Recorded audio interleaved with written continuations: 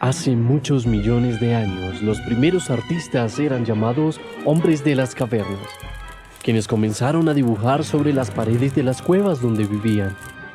Para ello, utilizaban pigmentos de origen vegetal, carbón o materiales puntiagudos que dejaban huellas sobre las superficies de las paredes o barrancos.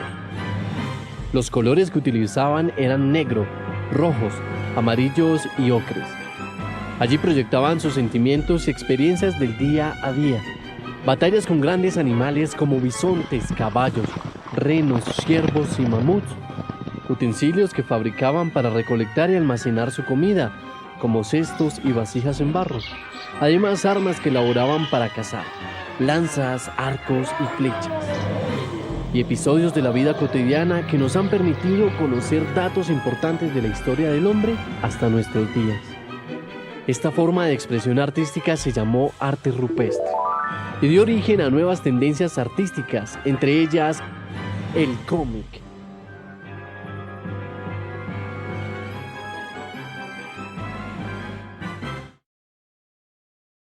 Con el paso del tiempo, las cavernas se transformaron en pirámides, los hombres en faraones y sus dibujos en jeroglíficos, que representaron uno de los sistemas de escritura más hermosos y valiosos del mundo.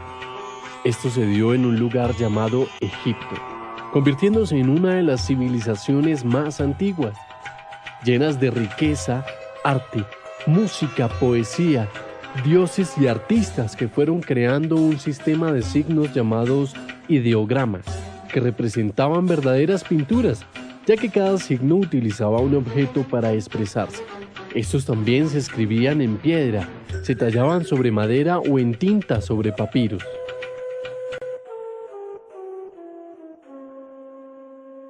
El arte continuó evolucionando hasta llegar a una época de gran esplendor, donde las tecnologías y la industria empezaron a formar fuerza con la televisión, el cine, la radio y la prensa.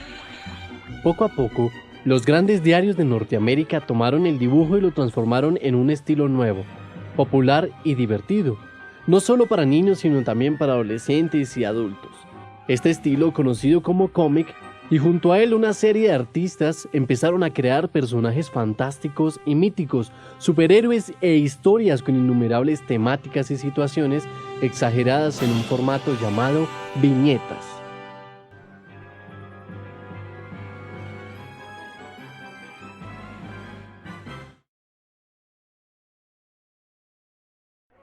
Los cómics eran utilizados como una forma de vender periódicos, ya que en aquellos tiempos en Estados Unidos la mayoría de emigrantes no entendían muy bien el inglés, pero sí podían leer muy bien las historietas, las cuales comenzaron a adquirir gran fuerza alrededor de todo el mundo, convirtiéndose en un lenguaje universal al alcance de todos.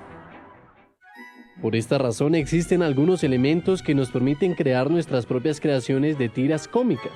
Por ejemplo, estos son los elementos narrativos del cómic. El formato depende del interés que se tenga en su publicación. Así, láminas son páginas enteras de tiras cómicas que quieren contar una historia completa. Son utilizadas generalmente en los comic book.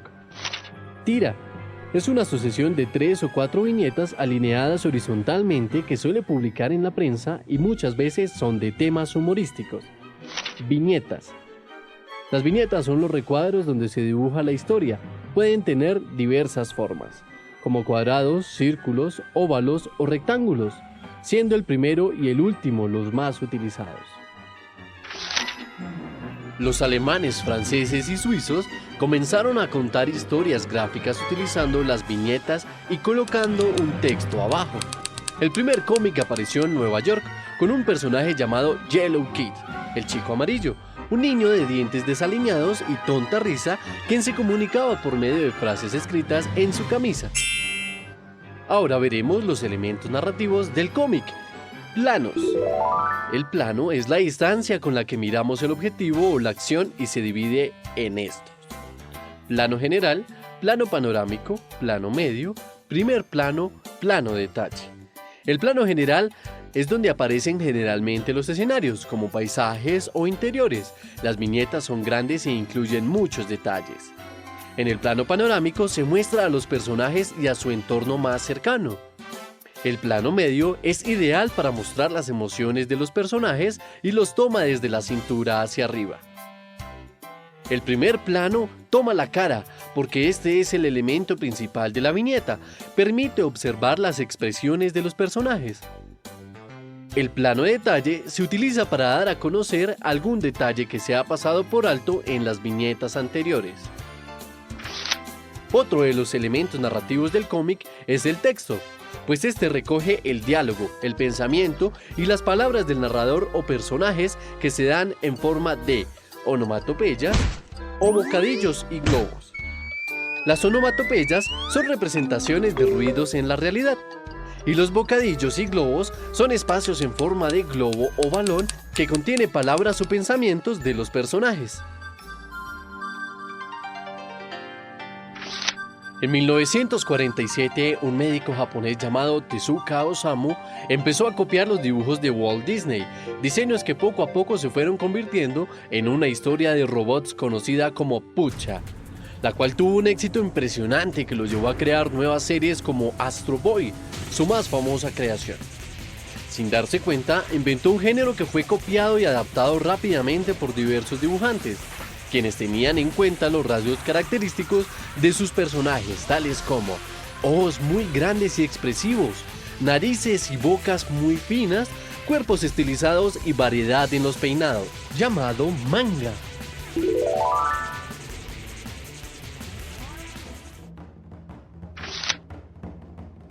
Se dice que los primeros mangas se realizaban en pergamino, luego se pasó a las paredes de los templos y con el tiempo se terminó dibujando en bloques de madera.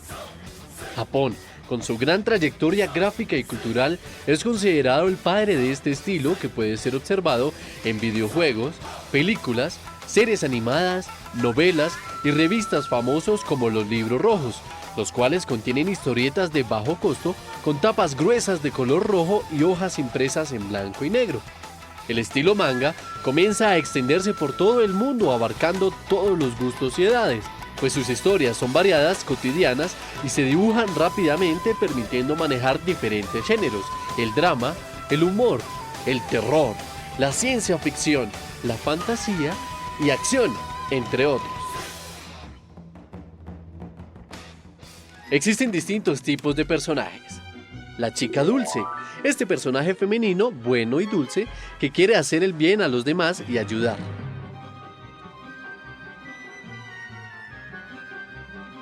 El protagonista Gandaya, es un personaje bueno que busca el bienestar propio y el de los demás. Algunas veces resulta muy divertido.